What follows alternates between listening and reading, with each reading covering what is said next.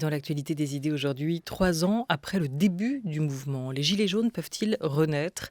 On en parle avec notre invité Pierre Blavier. Il est chargé de recherche au CNRS en sociologie et sciences politiques, enseignant à l'Université de Lille, auteur de Gilets jaunes, la révolte des budgets contraints, qui paraît aux presses universitaires de France. Dans cette enquête, le sociologue a travaillé en ethnographe, curieux de cette forme de mobilisation atypique, l'occupation des ronds-points. Il met en avant la dimension surtout socio-économique de ce mouvement, étudié à travers le budget des familles, et révèle des fragilités jusqu'ici peu visibles et que les Gilets jaunes ont voulu ramener au centre du débat public. Bonjour Pierre Blavier.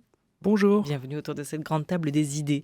La fracture. Dans le film de Catherine Corsini, la cinéaste qui était notre invitée aujourd'hui en première partie dans la grande table culture, Pio Marmaille incarne un gilet jaune. Il est amené aux urgences après avoir perdu connaissance suite à une blessure due à un tir de grenade.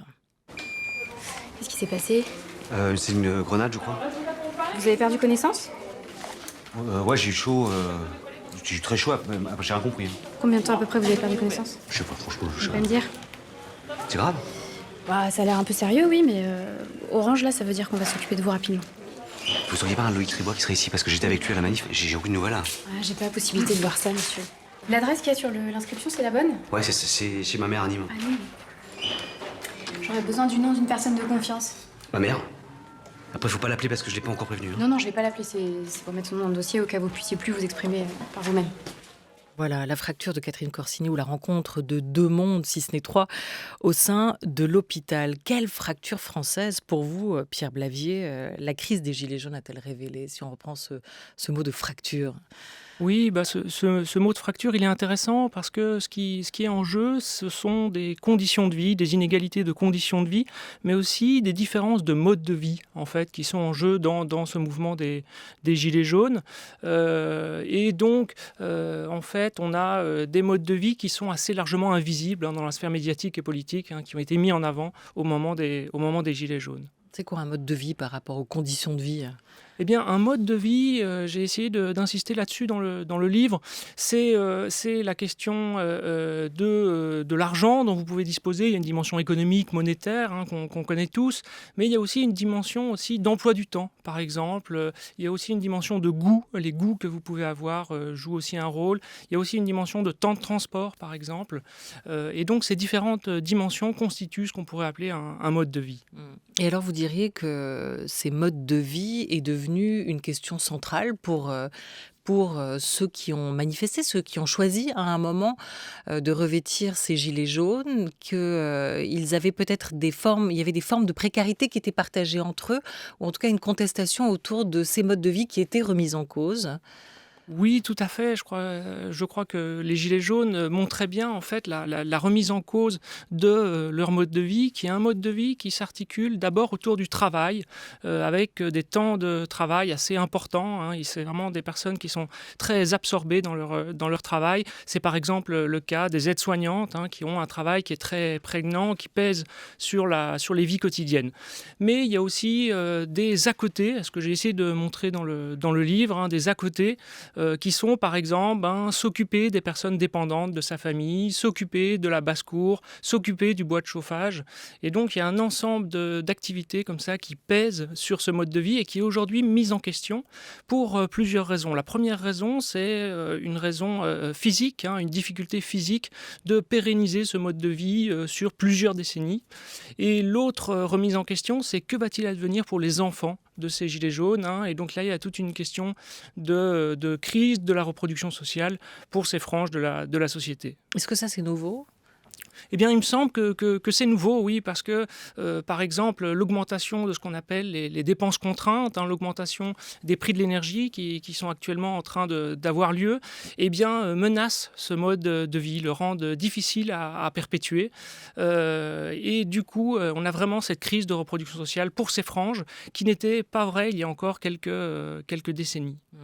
Les Gilets jaunes vont être, et vous le racontez, une sorte de réponse populaire et collective à une offensive ressentie sur les budgets des familles. On va y revenir, mais d'abord essayer de comprendre votre démarche de sociologue Pierre Blavier avec ce livre Gilets jaunes, la révolte des budgets contraints, qui est aussi qui ramène l'analyse de cette enquête que vous avez menée fin 2018.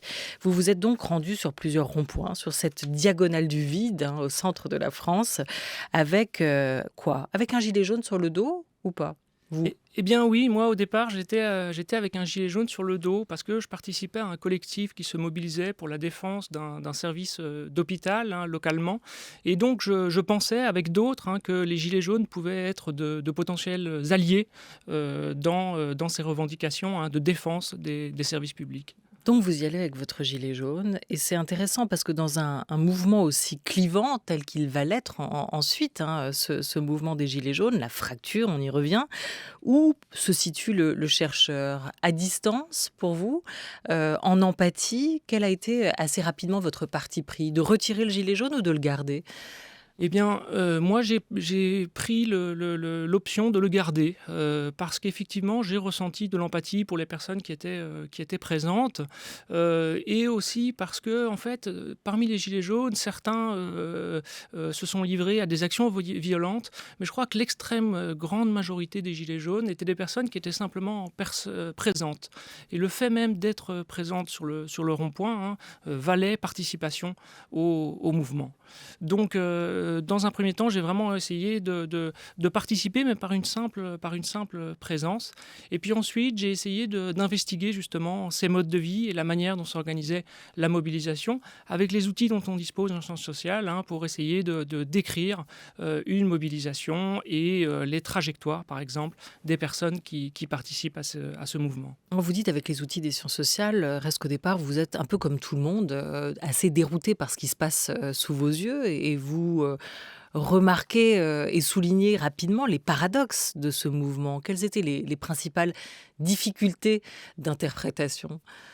Une des premières difficultés d'interprétation, et je la partageais avec les journalistes et en particulier les localiers qui sont allés sur les ronds-points, un grand étonnement, c'est que l'extrême majorité des gilets jaunes étaient inconnus de ces journalistes locaux et avaient très peu de responsabilités, que ce soit politique, associative ou syndicale. C'était vraiment en quelque sorte des inconnus. Et ça, c'était une grosse surprise. C'est-à-dire qu'ils n'étaient pas déjà visibles dans des réseaux militants locaux, ils n'étaient pas porte-parole d'associations, de syndicats, de partis? Non, pour la plupart d'entre eux, et on l'a pu ensuite l'objectiver avec des données quantitatives, pour la plupart d'entre eux, c'était un primo-engagement, un premier engagement dans un mouvement social, leur participation aux Gilets jaunes. Et donc, effectivement, ils étaient inconnus de ce point de vue-là. Ils ont quel âge? Ils sont plutôt hommes ou femmes? Alors pour la répartition hommes-femmes, c'est environ un tiers de femmes, 2 tiers d'hommes, ce qui est un peu un classique dans les mouvements sociaux. On remarque que les hommes sont souvent plus représentés que les femmes. Et concernant les âges, on remarque qu'il y a tous les âges, sauf en gros les mineurs qui étaient peu présents sur les ronds-points. Et on remarque aussi que les retraités étaient très, très présents, ce qui ça est un petit peu une surprise. On voyait qu'il y avait une bonne part d'entre eux qui étaient retraités et donc d'un certain âge. Alors, pas de cadres partisans ou peu de structures militantes préexistantes à première vue pour les paradoxes de ce mouvement. Vous allez évidemment par la suite analyser ça avec plus de précision. Il y a un autre point de difficulté d'interprétation pour vous, sociologue, quand vous arrivez au début sur le rond-point, c'est qu'il n'y a pas de géographie unique aussi dans ce mouvement. Il est extrêmement dispersé. Est-ce que vous avez volontairement choisi quand même de vous concentrer comme sociologue sur les ronds-points plus que sur les manifestations qui vont arriver assez rapidement, c'est-à-dire à un moment cette montée vers Paris, là où la décision se prend pour tenter d'attirer l'attention aussi du gouvernement? Eh bien oui, moi j'ai plutôt choisi de me centrer sur les ronds-points parce que c'était d'abord ce qui était le plus proche de moi, mais aussi parce que les manifestations, c'était une forme de mobilisation qui était déjà mieux connue.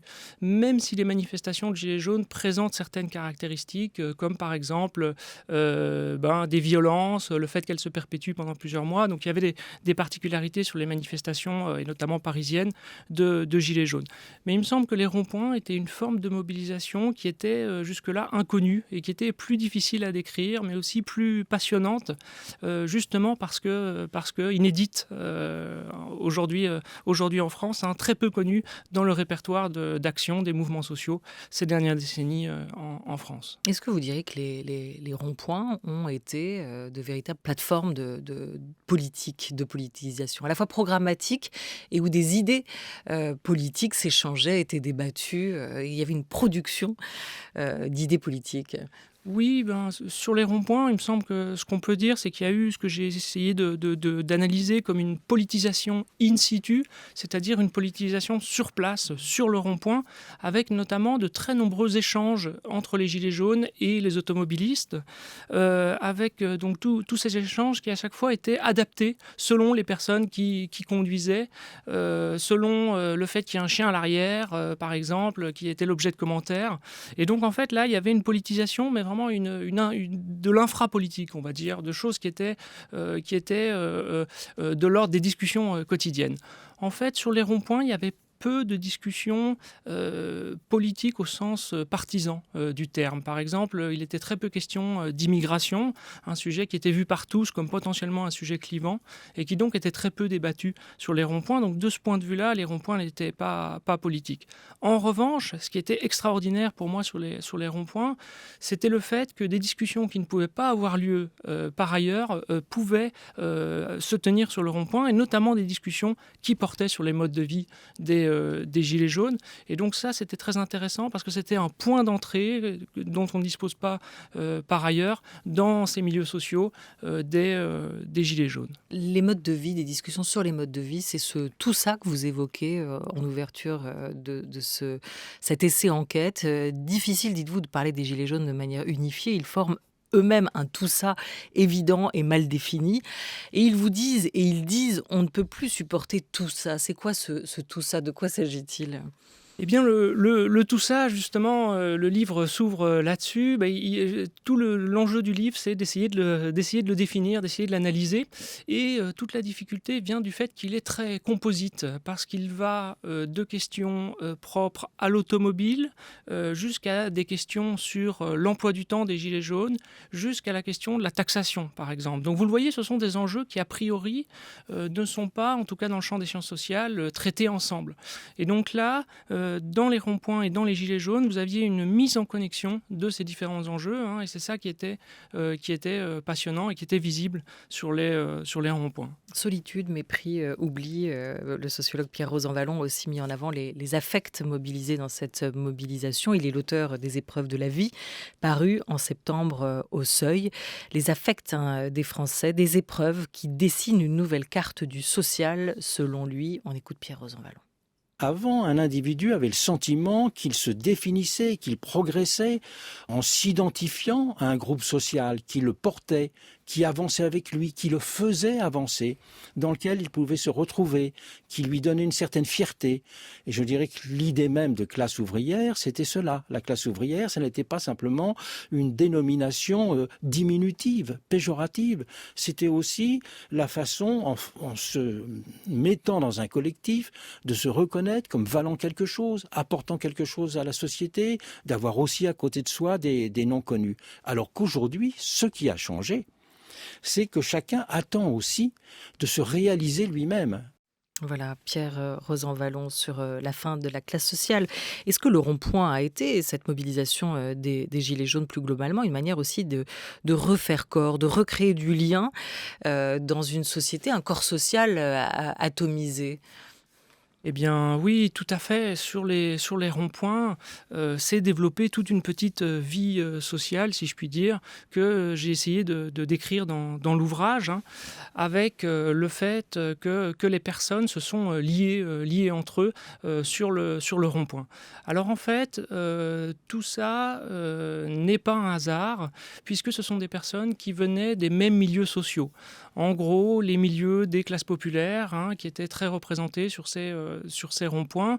Du côté des hommes, plutôt ce que j'ai appelé les mondes de la route, hein, donc par exemple des chauffeurs, des mécaniciens qui étaient très largement représentés sur les ronds-points. Et du côté des femmes aussi, tout le travail qu'on pourrait dire des soins, hein, des métiers des soins. Donc par exemple les aides-soignantes, mais aussi les infirmières, hein, qui étaient très, très largement présentes sur ces ronds-points. Et donc en fait, les ronds-points ont constitué un espèce de creuset, un espèce de réceptacle, hein, une forme de mobilisation qui puisse accueillir ces différents milieux sociaux et dans lesquels ils ont pu s'investir, dans lesquels ils ont pu sympathiser et nouer des liens, par exemple, de solidarité qui permettaient ensuite, par exemple, de participer aux manifestations, que ce soit les manifestations parisiennes ou celles qui étaient organisées en région. Donc effectivement, tout ce lien s'est fait, alors que je pense que de ce point de vue-là, Rosan Vallon a raison. Vous aviez des personnes, hein, qui étaient en difficulté, hein, en termes de liens sociaux. On sait que parfois la précarité pèse lourdement sur les liens sociaux que vous pouvez avoir, hein. Et donc là, les ronds-points étaient l'occasion effectivement de refaire corps, de refaire collectif. Et de refaire classe sociale aussi? Alors de refaire classe sociale, mais ça dépend comment on définit la classe sociale, et ça c'est l'objet de beaucoup de contributions en sciences sociales, hein, depuis les travaux de Karl Marx. Ici, effectivement, vous aviez une classe sociale qui se représentait, mais qui se représentait aussi par des aspects objectifs, hein, et là-dessus, Pierre Rosan Vallon n'insiste pas énormément sur la question, par exemple, de la redistribution, sur la question du système socio-fiscal français, et tout ça structurait aussi les rencontres qui ont pu se faire sur les ronds-points. Non, mais il insiste beaucoup dans ce livre, Pierre Rosan Vallon, sur la question des affects, et c'est vrai qu'elle a été aussi peu prise en compte jusqu'ici par les sciences sociales. On le voit dans cette mobilisation. Si on prend un exemple, on a beaucoup parlé du déclassement d'une partie de la société. Est-ce que pour vous, Pierre Blavier, la crainte du déclassement doit être comprise et prise en compte, peut-être autant que le déclassement réel ou le risque réel de déclassement? Alors, assurément, il était question de déclassement. Encore faut-il définir ce qu'on entend par là. Pour les Gilets jaunes, une grosse inquiétude est de savoir que va-t-il advenir de leur progéniture et de leurs enfants. Ce sont des milieux sociaux qui sont plutôt en difficulté à l'école, hein, qui ont plutôt des mauvais résultats scolaires et donc des parcours heurtés, qui sortent peu diplômés du système scolaire. Et donc une grosse question se pose aujourd'hui pour eux de savoir à quel marché du travail ils peuvent accéder, étant donné qu'ils ont peu de diplômes et que, par ailleurs, vous avez toute une vague de désindustrialisation depuis des décennies, mais qui touche en particulier les jeunes générations par rapport à leurs parents. Et donc, chez les Gilets jaunes, on pouvait vraiment sentir cette inquiétude de dire, mais au fond, je sors de plusieurs décennies où moi-même j'ai travaillé, par exemple comme ouvrier qualifié, comme mécanicien, que va-t-il advenir de mes enfants? Et donc, de ce point de vue-là, vous aviez effectivement une grosse question de déclassement social, hein, de mobilité sociale qui était en jeu au sein des ronds-points. Et c'est en partie, selon moi, ce qui rend les Gilets jaunes explosifs, on va dire, pour tout gouvernement, quel qu'il soit. C'est-à-dire que je pense qu'il faut sortir les Gilets jaunes d'une discussion partisane pour savoir si c'est la faute de tel ou tel gouvernement. Je crois que les Gilets jaunes résultent de plusieurs décennies de politique publique, d'évolution de la société française. Et donc, il me semble difficile, hein, de les rattacher seulement, par exemple, à Emmanuel Macron ou au président. Il me semble que c'est un mouvement qui invite à se poser des questions plus larges sur leur mode de vie. Sur cette question des modes de vie, juste toujours, Nicolas Duvou, qui a été un peu le parrain pour vous de l'édition de ce livre Enquête, Pierre Blavier. Nicolas Duvou, il contribue aussi à l'ouvrage de Pierre Rosan Vallon en réfléchissant notamment à la subjectivité qui était à l'œuvre dans le vécu de la pauvreté. On l'entend et vous en attestez aussi dans votre livre. Il y a vraiment des fils qui relient l'expérience personnelle de chacun à cette trame collective qui s'est écrite à ce moment-là. La participation aux Gilets jaunes, vous l'écrivez, vous, a mêlé des effets de cycle de vie, de trajectoire familiale et professionnelle. Autrement dit, beaucoup ont eu des accidents dans leur parcours de vie personnel. Ils ont été il y a eu des décès, des divorces, et c'est aussi ça, vous diriez, une sorte d'ensemble, de passion triste, peut-être de solitude, qui les a poussés vers les ronds-points? Oui, tout à fait. Vous avez ce genre de mécanisme, mais c'est aussi beaucoup lié à leur emploi du temps. Je vais essayer d'expliquer comment. En fait, pour beaucoup de gilets jaunes, la question de la rémunération, de revendications salariales est relativement bloquée actuellement. C'est très difficile de faire des conquêtes salariales pour ces milieux sociaux, par exemple dans le milieu de l'industrie. C'est actuellement difficile de revendiquer et d'augmenter sa rémunération. Et par conséquent, beaucoup de gilets jaunes recourent à ce qu'ils appellent le système D, c'est-à-dire en fait un ensemble de travaux de réparation, par exemple de réparation de leur voiture, mais aussi par exemple dans le fait de, comme ils disent, faire son bois, c'est-à-dire aller couper son bois pour alimenter son chauffage l'hiver. Et donc, ils ont un mode de vie qui est articulé autour du salariat, ça peut être des indépendants, donc autour du salariat, mais aussi d'à côté, qu'ils réalisent par exemple le vendredi après-midi, quand ils finissent un peu plus tôt, ou le samedi. Et cela fait qu'ils ont des emplois du temps en fait surchargés et qu'ils font face à une pénibilité physique, à des difficultés physiques très importantes qui posent des problèmes quand ils deviennent plus âgés, vers la cinquantaine, vers la soixantaine. Ce sont des personnes qui sont fatiguées au sens propre du terme, qui sont fatiguées des efforts physiques qu'elles ont fournis. Et c'est dans ce contexte qu'arrivent effectivement, par exemple, des accidents du travail, par exemple, des incapacités physiques, qui posent des problèmes dans les décennies qui suivent, pour eux, quand ils ont 60 ans. Après, il reste encore plusieurs décennies à vivre. Et ce sont une période qui est difficile pour eux. Et donc, on a ce mécanisme de trajectoire de vie qui, vous l'avez dit, est vraiment très important pour comprendre ici leur mobilisation. France Culture, la grande table, Olivia Gesbert.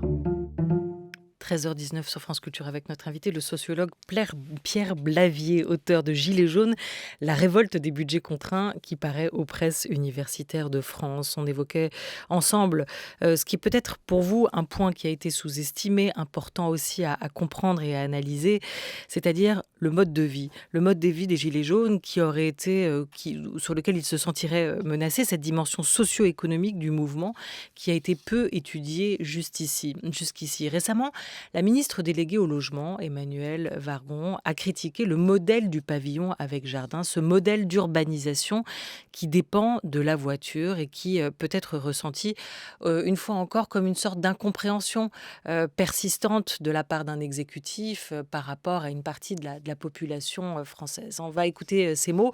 Elle s'en défend, essayant d'expliquer ce qu'elle a voulu dire par là, le modèle du pavillon avec jardin. Depuis quelques jours, on entend dire que je voudrais mettre fin à la maison individuelle, et ça n'est pas le cas. La critique que j'ai portée dans ce discours, c'est une critique du modèle de l'urbanisme des années 60 et 70, qui a fait se multiplier en périphérie des villes, un peu partout en France, des lotissements. Et ces lotissements, en fait, ils emportent des conséquences que les Français connaissent. 3 conséquences qu'il nous faut gérer maintenant. La première, c'est la désertification des centres des villes autour desquels ils sont. Plus de commerce, plus de services, plus de coiffeurs, plus d'épiceries, plus de cafés. Le deuxième, c'est un sentiment d'isolement, une perte de lien social dans ces lotissements. Et vous savez que pendant le grand débat et les Gilets jaunes, en fait, ça s'est beaucoup exprimé aussi avec le rond-point comme lieu de socialisation alternative. Et peut-être juste le troisième, je finis, c'est la question de nos terres agricoles, puisqu'on a perdu 25% des terres agricoles depuis 1960. Donc, je ne souhaite pas mettre en cause la maison individuelle. La question, c'est où et comment on construit pour répondre aux aspirations des Français. Voilà, elle ne souhaite pas remettre en cause la maison individuelle, mais des questions se posent aujourd'hui quand même d'imbrication entre le logement et l'écologie. Est-ce que vous pensez que les Gilets jaunes incarnent aussi un mode de vie, malgré eux, qui a été longtemps encouragé et qui aujourd'hui serait menacé par cette nouvelle préoccupation, voire urgence écologique ? Ben oui, tout à fait. Il y a une grosse question qui se pose de ce côté, hein, dans le domaine de l'immobilier. Par exemple, la famille que j'ai beaucoup enquêtée et dont je parle dans le livre, ils ont une trajectoire immobilière qui est assez intéressante. En fait, auparavant, ils habitaient dans ce qu'on appelle couramment une cité, hein, une ZUP, hein, dans une ville de province. Et puis, ils ont réussi, à 45 ans environ, pour les 2 membres du couple, à partir de cette ville et à acquérir un pavillon, hein, dans une ville en bordure. Et effectivement, ce mode de vie pose des questions, par exemple en termes d'automobile. Hein, il faut vraiment disposer d'une voiture pour pouvoir rallier la ville la plus proche, pour aller travailler. Hein, donc ça pose ce type de questions. Mais ça pose là encore la question de la trajectoire sociologique, de la trajectoire sociale de ces personnes, puisque par exemple ce couple avait eu l'impression de, entre guillemets, s'en sortir. Oui, elle était ascendante, la trajectoire. Et là, on leur dit, aujourd'hui, c'est vous qui polluez. Voilà, elle était ascendante, tout à fait. Et du coup, les Gilets jaunes ne comprennent pas très bien ce retour en arrière, hein, cette remise en cause, littéralement, de leur mode de vie auquel ils ont été incités, hein, et vis-à-vis duquel ils se sentent de plein pied, vis-à-vis duquel ils se sentent tout à fait légitimes. Donc c'est vrai que quand on a acheté comme ça un pavillon, et bien souvent cela s'accompagne d'un crédit immobilier très, très important et qu'il faut rembourser.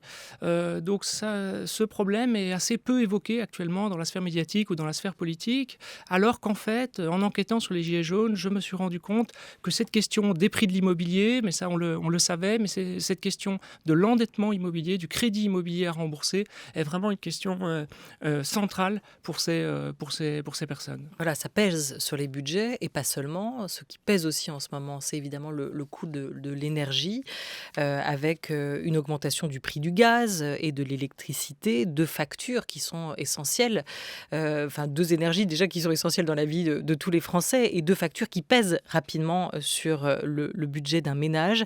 Alors une toute petite mobilisation un peu partout en France ce week-end encore sur les ronds-points contre la hausse du prix du gaz, de l'électricité et du carburant, mais un peu partout quand même une inquiétude réelle dans le pays, relayée par ces manifestants au rond-point. On y retourne avec BFM Télé. Je travaille dans le bâtiment. Ça fait 8 ans et demi que je ne suis pas augmenté. Là, je suis pire qu'en 2018. Il suffit de regarder toutes les augmentations qui nous tombent dessus, le gaz, l'électricité. On aurait espéré que ça se règle et qu'on nous entende. Comme on ne nous entend pas, on revient et on parle plus fort. Je ne peux plus faire le plein. Voilà.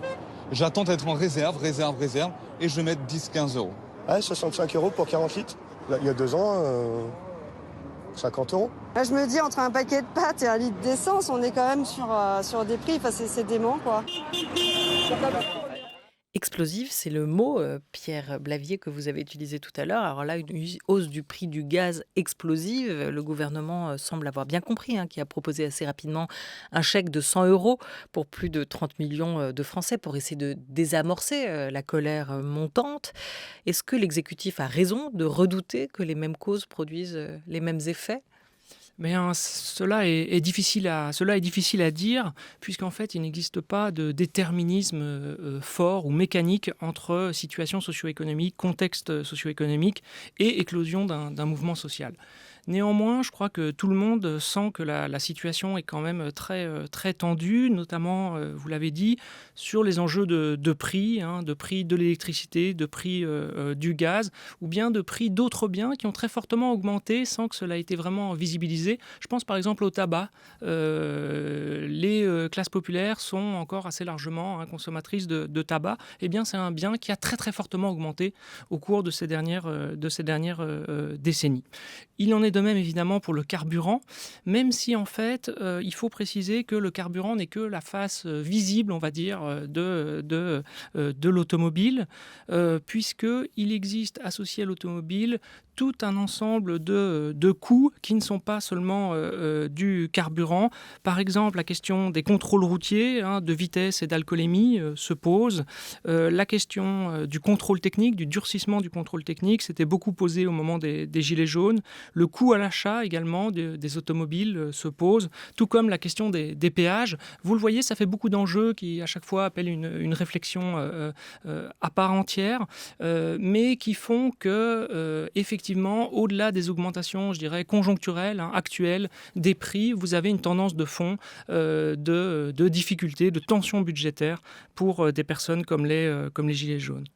On a bien vu quand même l'efficacité politique de la première phase de mobilisation des Gilets jaunes, puisque le 4 décembre 2018, peu après le début du mouvement, le gouvernement a choisi de retirer son projet de taxe sur les carburants. C'est quand les revendications se sont multipliées et qu'elles ont été moins lisibles qu'il a été plus compliqué d'arriver à une réponse politique, peut-être. En tout cas, aujourd'hui, vous le dites, il y a là encore cette multitude de difficultés qui se présentent et qui se mélangent entre elles. Il est difficile d'établir une cause et de savoir exactement où ça va aller.